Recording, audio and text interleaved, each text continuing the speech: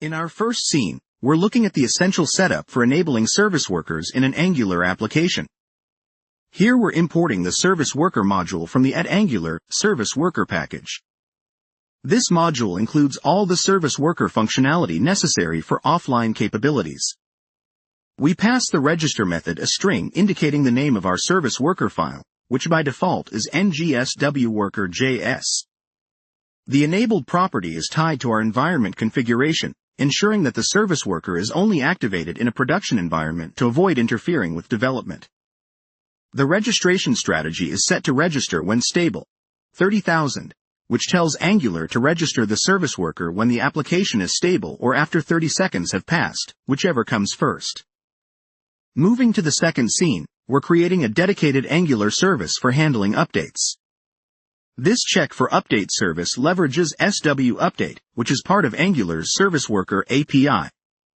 Notice how the service is set to be provided in the root, meaning it will be a singleton across the application. Within the constructor, we are subscribing to the available events emitted by the ngsw-update service. When an update is available, the user is prompted to confirm if they wish to load the new version.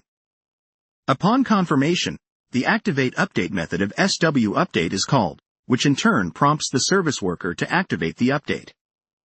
After successful activation, we reload the web page to make the updated content available to the user.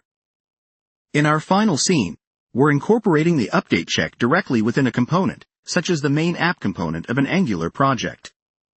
Here the application subscribes to ngsw-update's available event within the component's constructor. Again, this is conditioned upon the service worker being enabled.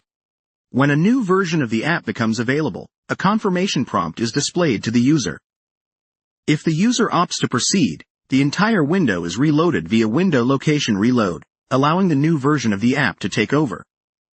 This ensures that users will always experience the most up-to-date version of the application, even when offline.